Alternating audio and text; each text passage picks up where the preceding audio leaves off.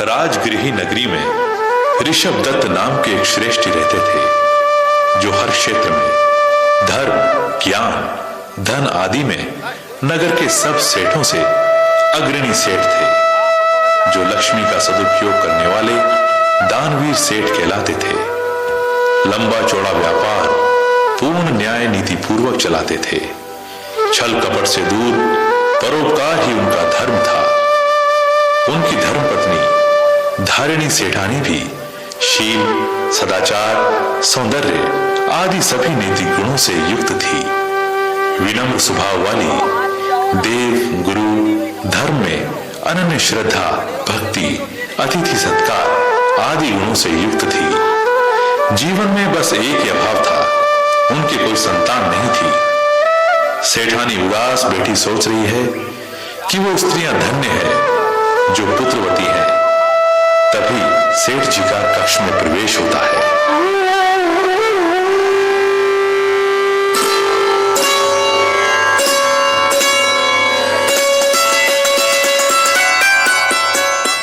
देवी, आप उदास व चिंतित क्यों बैठी हैं? कोई परेशानी हो तो बताइए, हम उसे दूर करने का शीघ्र ही प्रयास करेंगे। आप श्री मेरा हर संभव ध्यान रखते हैं, सारी सुख सुविधाएं हैं। आप जीवन में बस एक ही अभाव था, उनकी कोई संतान नहीं थी। सेठानी उदास बैठी सोच रही है कि वो स्त्रियां धन्य है जो पुत्रवती है। तभी सेठ जी का कक्ष में प्रवेश होता है।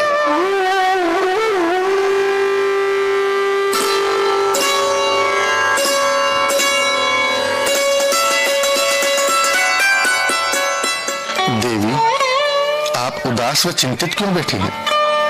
कोई परेशानी हो तो बताइए, हम उसे दूर करने का शीघ्र ही प्रयास करेंगे। आप श्री मेरा हर संभव ध्यान रखते हैं, सारी सुख सुविधाएं हैं। आप जैसे स्वामी को पाकर मेरा जीवन तो धन्य हो गया है प्रभु। प्रिय, फिर आपके चंद्रमुखी चेहरे पर यह उदासी की रेखा क्यों? स्वामी, ये विपुल वैभव किस काम का, यदि हमारे सूने आंगन में बच्चे की किलकारी न गूंजे। हाँ, यह बात तो है। संतान के बिना हमारा जीवन सूना सूना सा है। धैर्य रखो देवी, समय बड़ा बलवान है। हमें तो धर्म ध्यान में अधिक से अधिक जीवन बिताना चाहिए। भाग्य में होगा तो यह सुख भी अवश्य प्राप्त होगा। आप श्री सही फरमा रहे हैं। अब रात बहुत हो गई है, पंच परमेश्वर का स्मरण करके हमें सो जाना चाहिए।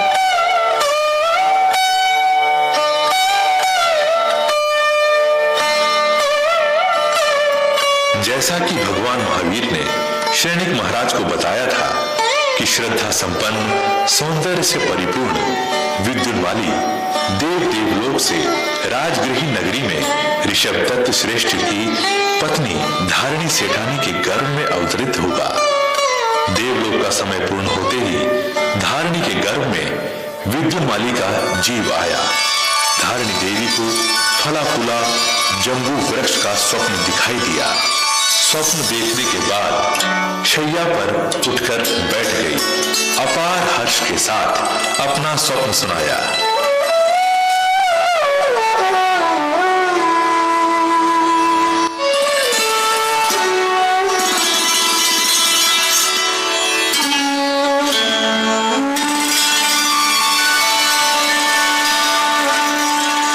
स्वामी, आज मैंने जम्बू के फलों से लदा हुआ वृक्ष देखा है। प्रिय, यह तो बहुत ही शुभ स्वप्न है। अरे तुम्हारे स्वप्न का फल है कि अब हमारी मनोकामना पूर्ण होगी। अरे तुम एक महाप्रतापी पुत्र को जन्म दोगी। सच में स्वामी, आज हमारे वर्षों की मुराद पूरी हुई। स्वामी, मैं बड़ी ही सावधानी से गर्भ की प्रतिपालना करूंगी।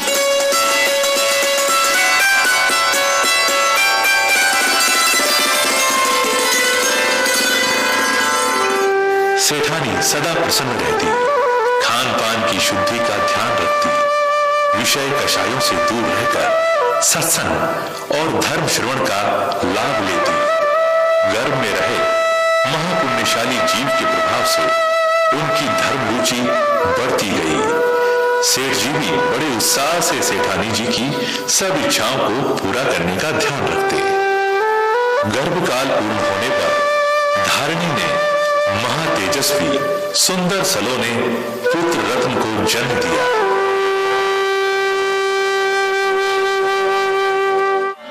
प्रणाम पंडित जी, बालक का नामकरण संस्कार संपन्न कराने की कृपा करें। यह शिशु महाभाग्यशाली है, पुण्यवान जीव है। इसके गर्भ में आते ही माता ने जम्बू वृक्ष का स्वप्न देखा था, अतः इसका नाम जम्बू कुमार रखा जाए।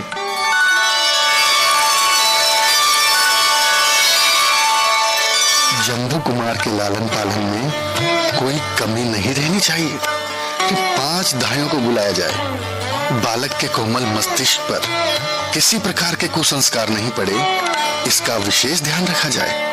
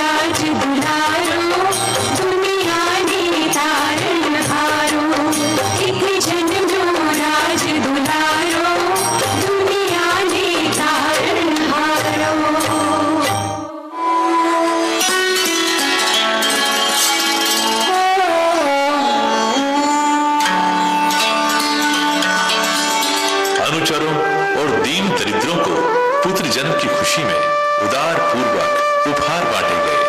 धीरे धीरे बालक दूज की चंद्रमा की तरह बढ़ने लगा। बालक जम्बू कुमार पूर्व जन्म से ही अनेक शुभ संस्कार लेकर आया था और फिर माता पिता ने उनके धर्म संस्कारों में वृद्धि हो ऐसा विशेष ध्यान रखा।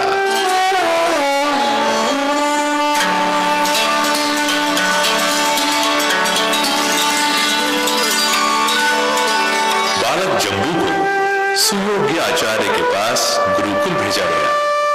कुशाग्र बुद्धि के धनी जम्बू कुमार ने पूर्ण विनय के साथ 72 कलाओं का ज्ञान प्राप्त किया। विद्याध्ययन पूर्ण होने पर गुरु की आज्ञा प्राप्त कर घर लौटे। गुरु भी ऐसे तीव्र बुद्धि के धनी शिष्य को शिक्षित कर स्वयं को धन्य मान रहे थे।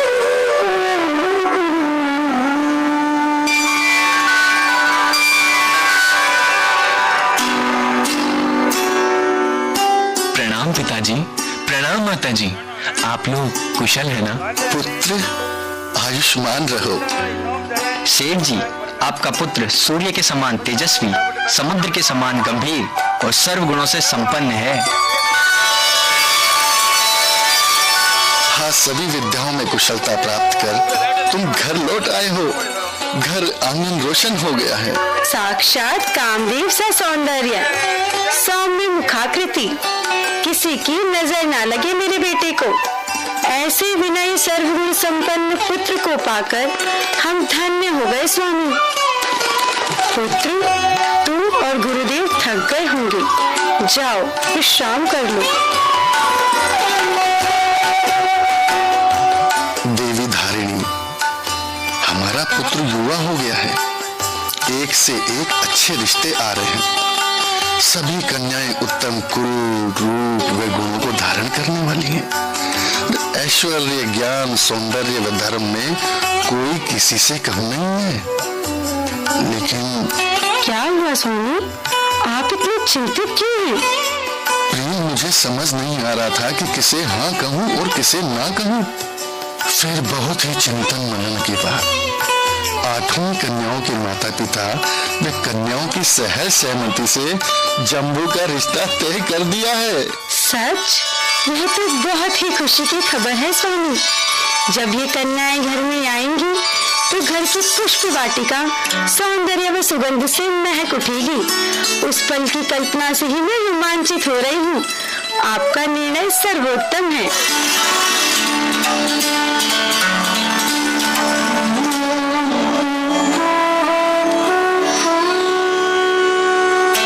प्राचीन काल में भारत में बहुपत्नी प्रथा प्रचलित थी, इसलिए सामाजिक दृष्टि से इसे गलत नहीं माना जाता था।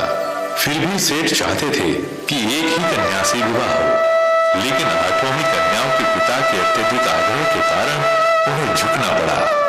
माता पिता ने जो सतरंगी कल्पना उनके विवाह की संजो रखी थी, उससे अनभिज्ञ थे। उन्हें सत्य की खोज के लिए एक मार्गदर्शक की प्रतीक्षा थी। संयोगवश उन दिनों भगवान महावीर के उत्तराधिकारी आर्य सुधर्मा स्वामी का नगर के बाहर उद्यान में पदार्पण हुआ।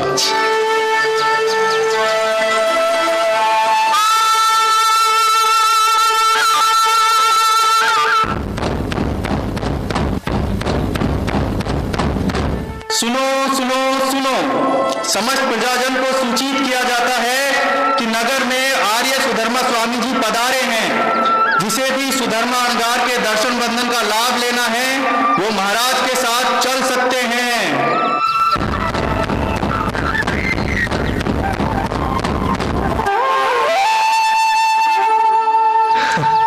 ऐसा आभास हो रहा है कि जिस मार्गदर्शन की मुझे इतने समय से प्रतीक्षा थी वह शुभ समय आ गया है।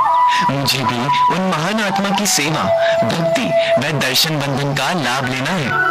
अपनी सभी जिज्ञासाओं का समाधान करना है।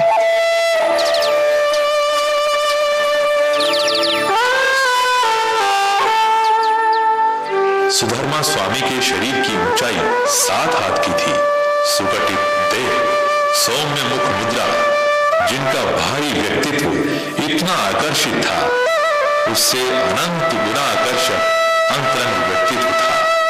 भगवान महावीर के निर्माण के पश्चात सुधर्मा स्वामी, जो 5वें गणधर के स्थान पर थे, प्रथम पट्टधर संघ के नायक आचार्य कहलाए।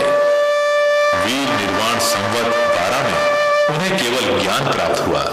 कुणिक राजा राजसी ठाट-बाट के साथ सभी प्रजाजनों को साथ लेकर उत्साह उमंग से उद्यान के पास पहुंचे।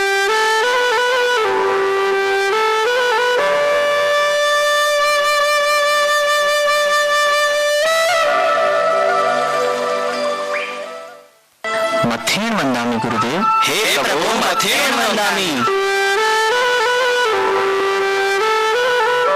हमारे अहोभाग्य आप श्री का यहाँ पदार्पण हुआ। आपके ज्ञान दर्शन चारित्र में सहायक शरीर स्वास्थ्य की सुखसाता पूछते हैं प्रभु। दया पालो देवानु प्रियो, धर्म ध्यान सुचारू रूप से चल रहा है। देव गुरु धर्म की कृपा से सब आनंद है प्रभु। राजन के साथ सभी प्रजाजन दर्शन वंदन प्रवचन का लाभ लेकर प्रस्थान कर गए। जम्बू कुमार एकाग्रचित होकर सुधर्मा स्वामी की मुख मुद्रा को देख रहे थे। उनके दर्शन वंदन करते ही जम्बू का अंतर्मन अगाध श्रद्धा से भर गया। वे वहीं गुरुदेव की सेवा में बैठे रहे। आयुष्मान जम्बू, तुम्हारे मन में कुछ जिज्ञासाएं हैं जिनका तुम समाधान चाहते हो। उन सब का समाधान मेरे आत्महितैषी गुरु भगवान महावीर की वाणी के आधार पर तुम्हें देने का प्रयत्न करूंगा। भगवान, आप सर्वज्ञ हैं। आपने मेरे मन की सारी बातें जान ली है। मेरी जिज्ञासा है, प्राप्त सुखों को छोड़कर अप्राप्त सुखों के लिए साधना करके कष्ट क्यों सहन करना चाहिए प्रभु? जम्बू, धर्म से रहित व्यक्ति संसार में ही परिभ्रमण करता रहता है। जैसे खुजली के रोगी को खुजलाने पे क्षणिक सुख, फिर भारी दुख होता है, इसी प्रकार इंद्रियों से प्राप्त क्षणिक सुख सुख का आभास मात्र है, फिर अनंत काल तक दुख को बढ़ा देता है। भगवान, मोह क्या है? उसका मूल क्या है? हे जम्बू, इच्छा आकाश के समान अनंत है। जैसे जैसे तृष्णा बढ़ती जाती है, मोह बढ़ता जाता है। आसक्ति अर्थात मोह से दुखों की श्रृंखला बढ़ती जाती है। इनका मूल है अज्ञान, प्रमाद, जो हमारे विचारों को सम्यक अर्थात सही दिशा का बोध नहीं होने देता।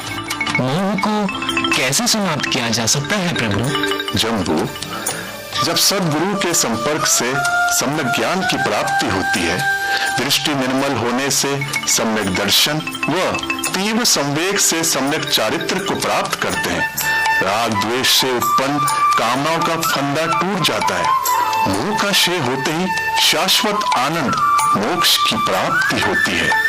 जम्बू, मनुष्य जन्म दुर्लभतम है। तुम्हारी इस जिज्ञासु चिंतन से स्पष्ट होता है कि पूर्वभव में तुम्हारी आत्मा ने विशेष पुण्य किया है। प्रभु, आपने अनंत कृपा की है मुझ पर। आपके ज्ञान रूपी अमृत प्रसाद को पाकर मेरा रोम रोम पुलकित हो उठा है। मैं अपने चरम लक्ष्य की प्राप्ति के लिए श्रमण दीक्षा ग्रहण कर आजीवन आपकी सेवा में रहना चाहता हूँ प्रभु। जम्बू, जिसमें तुम्हें सुख मिले वैसा करो, परंतु शुभ कार्य में विलंब करना उचित नहीं है। जम्बू के लिए बोधि सुलभ हो गई। सुधर्मा स्वामी को वंदन नमन कर माता पिता से दीक्षा की आज्ञा लेने अपने घर की ओर रवाना हुए।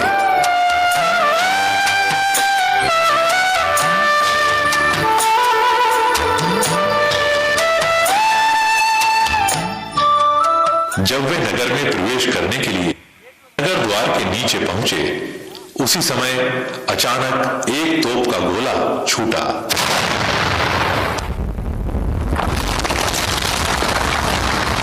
भयानक प्रकंपन के कारण नगर द्वार का पुराना शिखर टूटकर जम्बू के पास आ गिरा।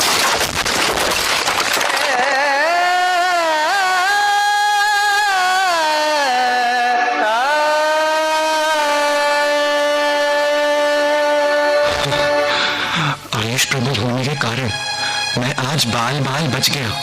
थोड़ा इधर उधर होता तो प्राण पखेरु उड़ जाते। अब मुझे बिना प्रमाद किए कल्याण मार्ग पर बढ़ना है। दीक्षा की अनुमति माता पिता से मिले उससे पहले अभी शीघ्र ही गुरुदेव के पास जाकर शावक व्रत ग्रहण कर लेता हूँ। हाँ, यही सही रहेगा।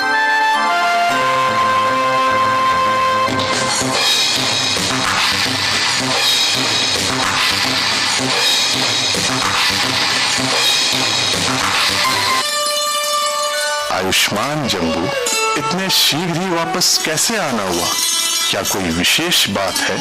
भगवान, आज जो मैंने दृश्य देखा, हृदय कांप गया। इस जग की नश्वरता का एहसास अंदर तक हो गया है।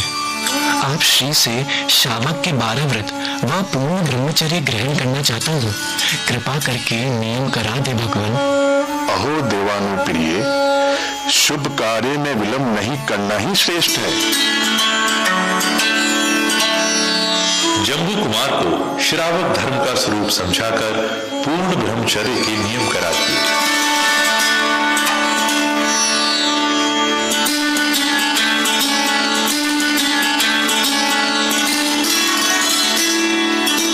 मां बड़ी आतुरता के साथ प्रतीक्षा कर रही थी। जम्बू कुमार को घर पहुंचने में देर हो गई थी। व्रतों को ग्रहण कर आनंदित मन से संयम से भावित होते हुए जम्बू अपने घर माता पिता के पास पहुंचे। बेटा, गुरुदेव के प्रवचन सुनकर राजा व प्रजाजन सभी लौट गए। तुमने बहुत देर कर दी। मुझे बहुत चिंता हो रही थी। माँ, तुम चिंता ना करो, अब सब ठीक है। अब सब ठीक है? इसका क्या मतलब? क्या कोई अनहोनी घटना घटी है तुम्हारे साथ?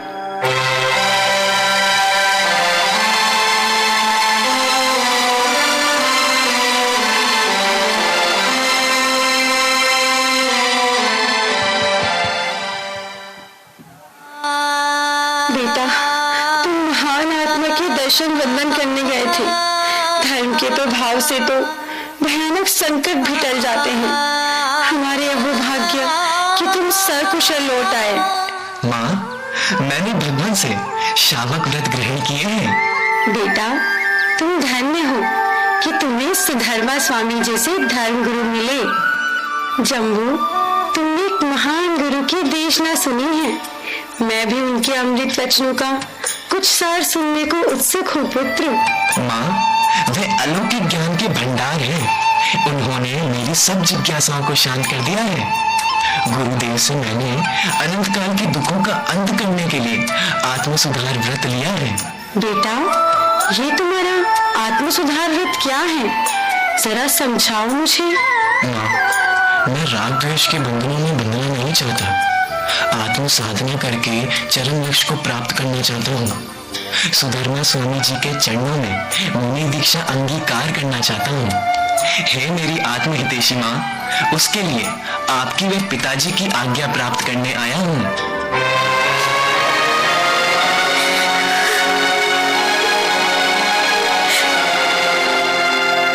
बेटा, ये क्या कह रहे हो? तुम्हारी ये निर्मोही, निष्ठुर, त्यागमय वचन हृदय में कांटे की तरह चुभ रहे हैं। तुम तो हमारे बुढ़ापे का एकमात्र सहारा हो। कितनी मन्नतों के बाद तो तुम्हें हमने पाया है पुत्र। तुम पहले अपने कर्तव्य का पालन करो। हमने तुम्हारी शादी के सपने देखे हैं।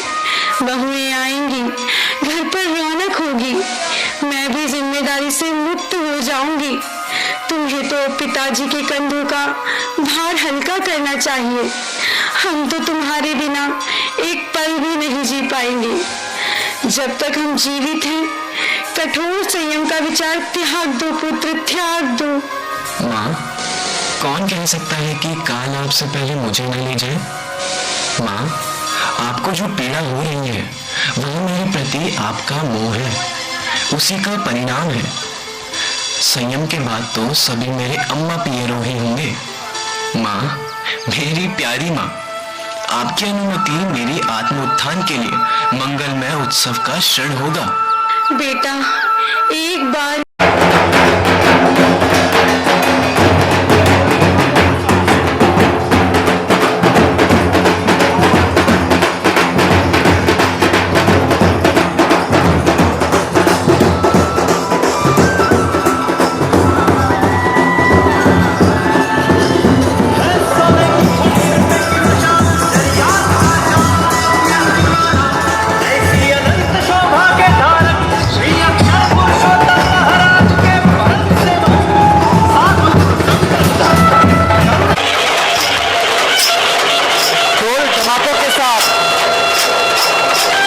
जम्बू जी की बारात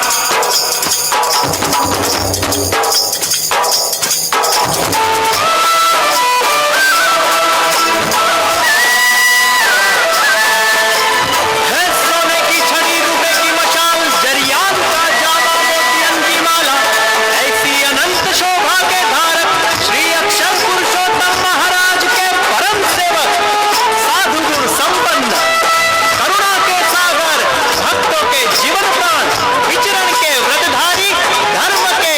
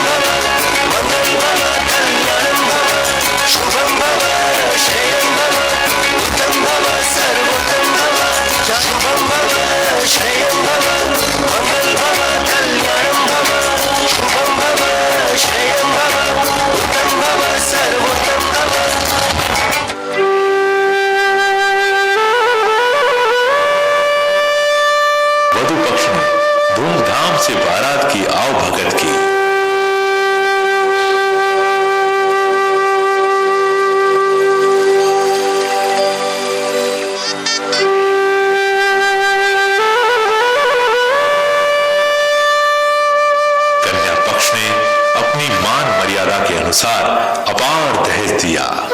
दहेज के साथ 11 करोड़ स्वर्ण मोहरें भी थी। पूरे नगर में इस शादी की चर्चा थी। वधु पक्ष की ओर से दूल्हा और बारातियों को अश्रुपूरित विदाई दी गई।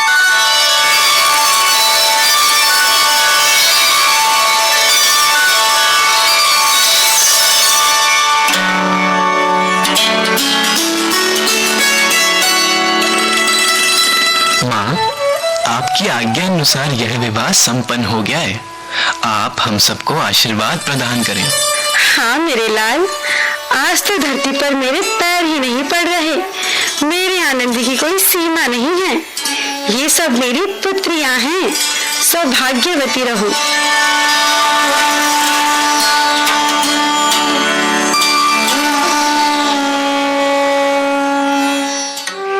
संध्या का समय आते ही अप्सराओं सी सुंदर नववधुएं अपने प्रियतम के प्रथम मिलन की प्रतीक्षा में अपने संपूर्ण ऐश्वर्य के साथ सज धज कर बैठी थी। बहुमूल्य अलंकारों से उनकी सुंदरता में 4 चांद लग रहे थे।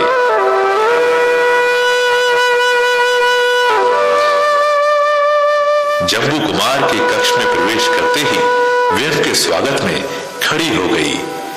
जम्बू कुमार को भव्य आसन पर बिठाया। जम्बू कुमार एक अनासक्त योगी की तरह शांत मुद्रा में बैठे थे। इठलाती शर्माती हुई वे अलग अलग हाव भाव से पति को आकर्षित करने लगी।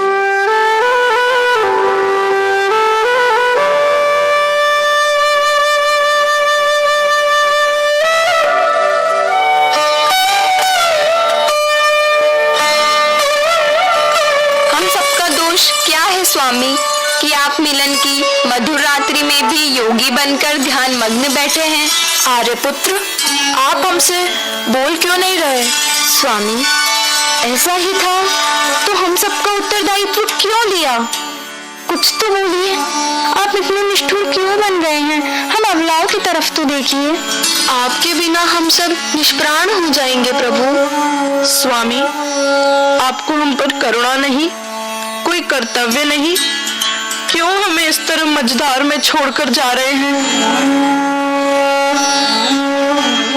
हमने तो अपना पूरा जीवन आपके चरणों में समर्पित कर दिया है स्वामी। हमसे कोई भूल हुई हो तो हमें क्षमा करें प्रभु।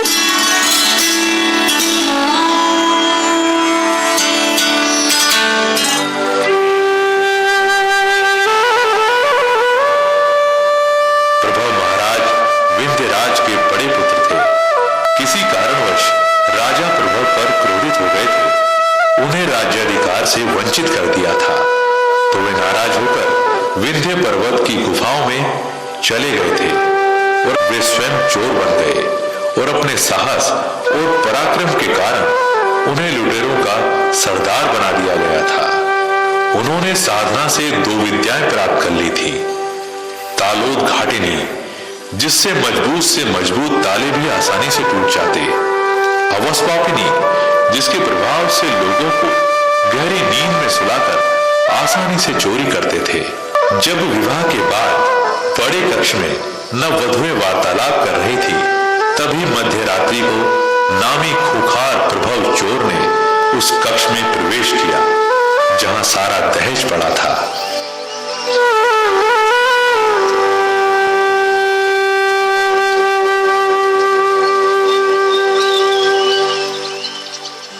साथियों, जल्दी जल्दी से गठरियां बांध लो। इतना माल तो हमने जीवन में कभी नहीं देखा। हाँ सरदार, आप सही कह रहे हैं। साथियों, चलो माल बांधते हैं। इतना माल और स्वर्ण मुद्राएं।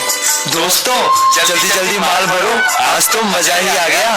इस बार तो अपने हिस्से में अच्छा खासा माल आने वाला है साथियों। सही कह रहे हो तुम।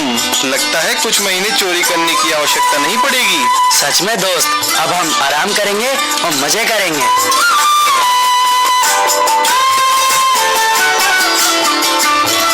सरदार, हमने सारी दहेज व स्वर्ण मुद्राएं बांध ली हैं। अब शीघ्र चलना चाहिए। अरे ये क्या हुआ? हमारे पाँव ही चिपक गए हैं। हम तो चल ही नहीं पा रहे हैं। सरदार देखो ना, सरदार देखो ना, हमारे पांव चिपक गए। मेरे साथियों के पांव चिपक गए और मेरे पांव नहीं चिपके। ये क्या रहस्य है? पता तो करना पड़ेगा। आप इतने निष्ठुर क्यों बन गए हैं? हम अबलाओं की तरफ तो देखिए। पास के कक्ष में कुछ आवाजें आ रही है, रोशनी भी हो रही है। मैं देख कर आता हूँ।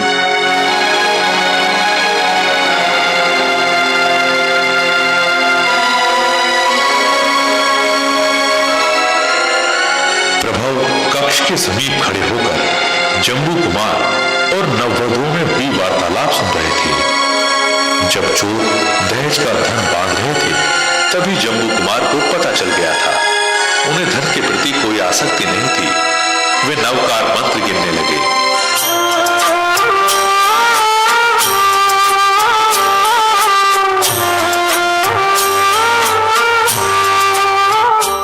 ओहो, ये देव के समान सर्वांग सुंदर मानव कौन है? और ये अप्सराओं सी कन्या है। स्वामी, प्राप्त लक्ष्मी को त्याग कर आप संयम पालन कर मोक्ष पाना चाहते हैं। कहीं ऐसा नहीं हो मोक्ष तो मिले नहीं और मनुष्य में भी कष्टों में बीत जाए। जो पुण्य से मिला है उसमें ही संतोष करे स्वामी। हम सब नवयौवनाओं के साथ आमोद प्रमोद से सुखपूर्वक जीवन बिताएं। देवियों, भौतिक सुखों की लालसा बड़ी दुखदायी होती है। मैं तो शाश्वत सुखों को प्राप्त करने के लिए इस विशाल वैभव को त्याग रहा हूँ। यह ठीक है प्रिय, आप वैराग्य के रंग में रंग गए हैं, लेकिन जिस कुल में आपका जन्म हुआ है उसके प्रति भी आपका दायित्व है। आपका कर्तव्य है स्वामी कि आप भी अपने पिताजी की तरह उत्तराधिकारी को गृह भार सौंपकर फिर दीक्षा लें। हाँ स्वामी, उस समय हम आपके मार्ग में बाधा नहीं बनेंगे। हम सभी आपका साथ देंगे। आर्य बालाओं, तुम्हारा कथन संसारिक कर्तव्यों के अनुकूल है, लेकिन मानव भूल का सबसे पहला कर्तव्य स्वयं की आत्मा के प्रति है। जब मृत्यु रूपी यमदूत आ जाएगा, तब सिर्फ हमारा धर्म वह हमारे कर्म ही हमारे साथ जाने वाले हैं। यह धन, दौलत, कुटुंबीजन कोई हमारे साथ नहीं जाएगा। जम्बू कुमार परम वैरागी है। न विवाहिता पत्नियों के अनुनय विनय का भी उन पर कोई असर नहीं हो रहा है। जम्बू को कोई स्तंभन विद्या आती होगी, इसलिए मेरे सब साथियों के पांव चिपक गए हैं। आश्चर्य है, मेरे ही पांव क्यों नहीं चिपके?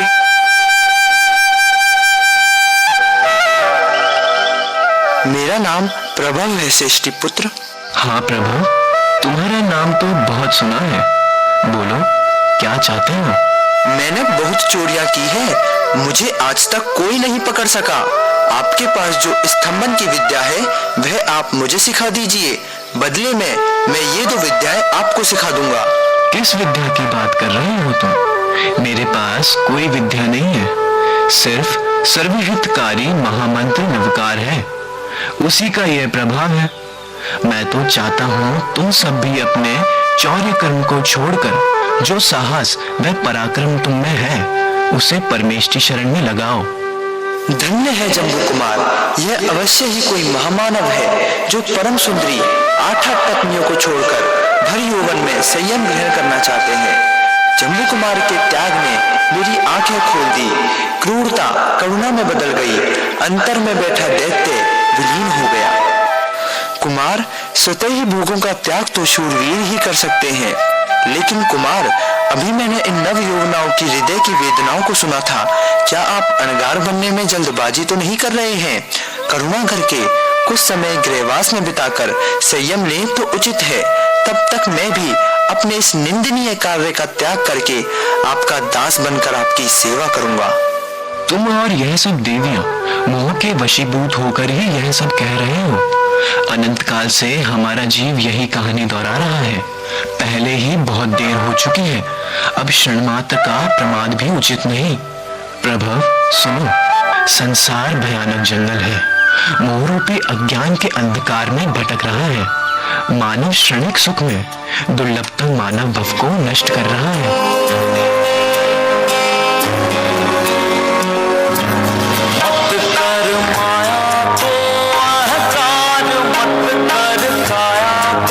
अभिमान काया दान से काछी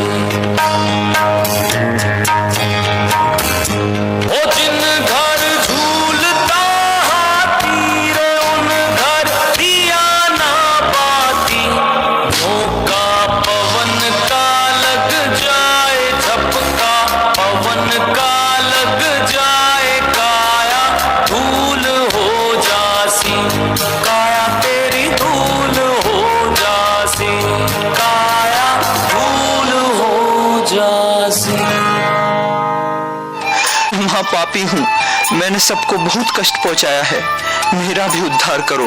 मैं इन पापों से मुक्त होना चाहता हूँ।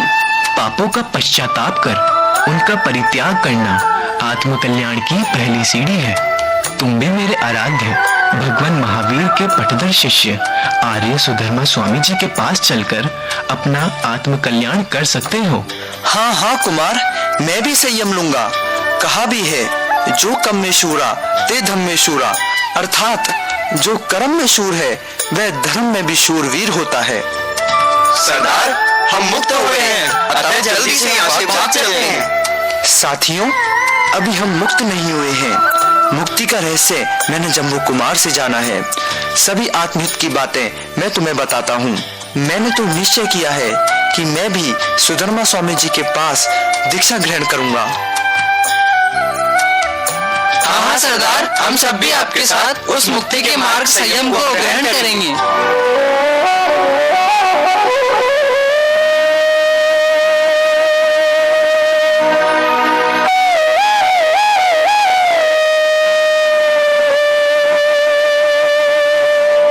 महाराज, मुझे क्षमा करें, मैं प्रभव चोर हूँ, आपका अपराधी, जिसको पकड़ने के लिए आपने पूरे राज्य भर की शक्ति लगा दी थी।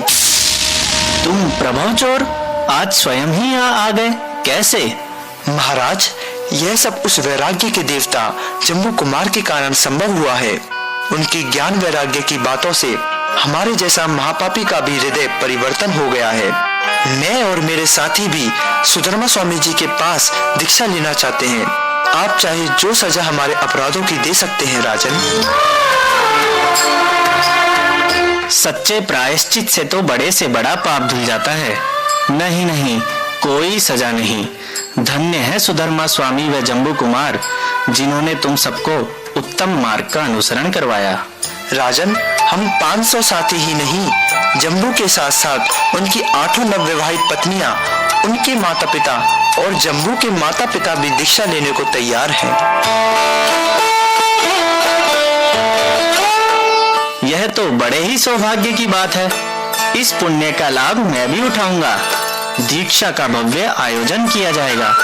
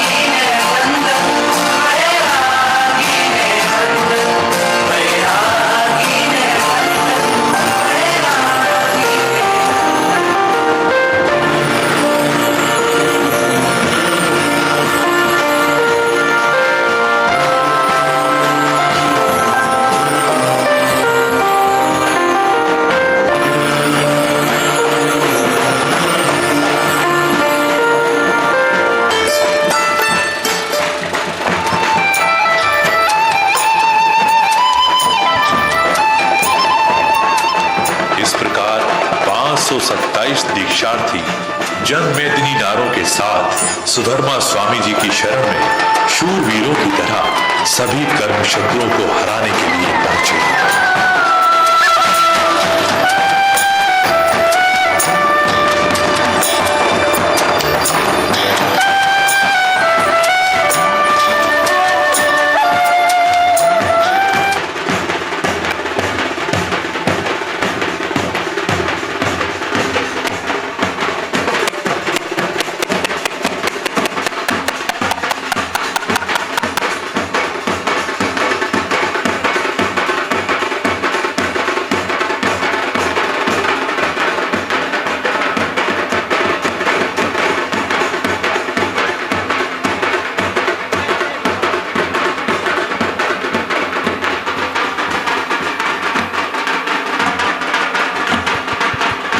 हेलो दिलीप जी, दिलीप सर,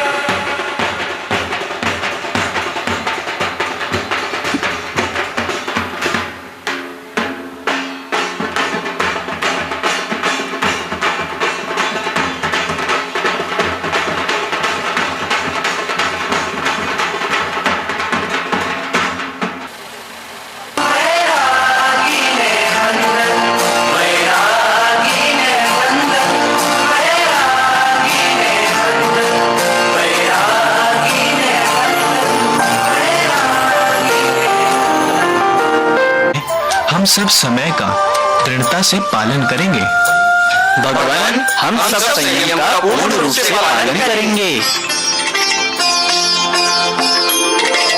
दीक्षा मंगलम, दीक्षा कल्याणम, दीक्षा मंगलम, दीक्षा कल्याणम, दीक्षा वंदनम, दीक्षा दर्शनम, दीक्षा वंदनम, दीक्षा दर्शनम, आत्मयात्रा,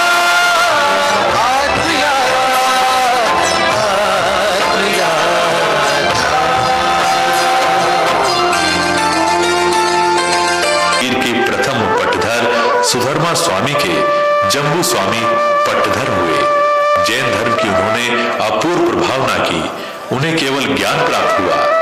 वे इस अवसर्पिणी काल के भरत क्षेत्र के अंतिम केवली हुए।